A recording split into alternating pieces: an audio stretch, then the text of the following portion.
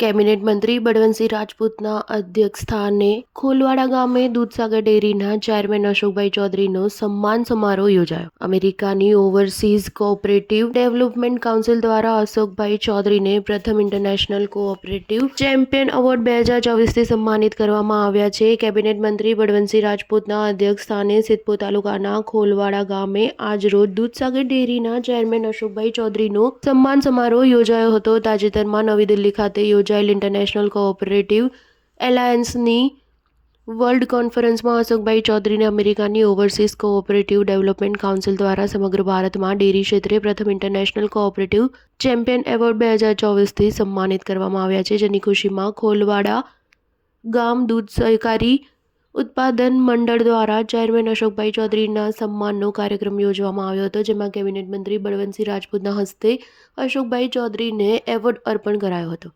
બળવંતસિંહ રાજપૂતે અશોકભાઈ ચૌધરી સાથે લાખો પશુપાલકોને અભિનંદન પાઠવી સરકારી ક્ષેત્રની પ્રગતિના શુભાશીષ પાઠવ્યા હતા। દૂધસાગર ડેરીના ચેરમેન અશોકભાઈ ચૌધરીએ ડેરીની 5 લાખ મહિલા દૂધ ઉત્પાદકોને આ એવોર્ડ અર્પણ કરતા ખુશી સાથે જણાવ્યું કે આ સન્માનના સાચા અધિકારી લાખો પશુપાલકો છે, જેમણે અમારામાં મૂકેલા વિશ્વાસથી આવું સન્માન મળ્યું છે। ઘણા લોકોનો વિશ્વાસ અને સન્માન કામ કરવાની શક્તિ અને પ્રેરણા આપે છે, એમ જણાવતા તેમણે દૂધસાગર ડેરીને ઉત્તરોત્તર પ્રગતિના પંથે લઈ જવા સૌનો સાથ સહકાર માંગ્યો હતો, તેમજ તેમાં સન્માન બદલ સૌનો આભાર પ્રગટ કર્યો હતો। આ પ્રસંગે ખેરાલુના ધારાસભ્ય સરદારભાઈ ચૌધરી, પાટણ એપીએમસીના પ્રમુખ સ્નેહલભાઈ પટેલ, સિદ્ધપુર એપીએમસીના પ્રમુખ વિષ્ણુભાઈ પટેલ, દૂધસાગર ડેરી મહેસાણાના ડિરેક્ટર રણજીતસિંહ સોલંકી, ખેલવાડાના પ્રમુખ ગોપાલસિંહ રાજપૂત, સંગઠનના ઉપાધ્યક્ષ નંદાજી ઠાકોર સહિત સરકારી ક્ષેત્રની આગેવાની અગ્રણીઓ, કાર્યકરો, ડેરીના સભ્યો, સ્થાનિક આગેવાનો, ખેડૂતો અને પશુપાલક ભાઈઓ બહેનો મોટી સંખ્યામાં ઉપસ્થિત રહ્યા હતા। Star news 7 Patan.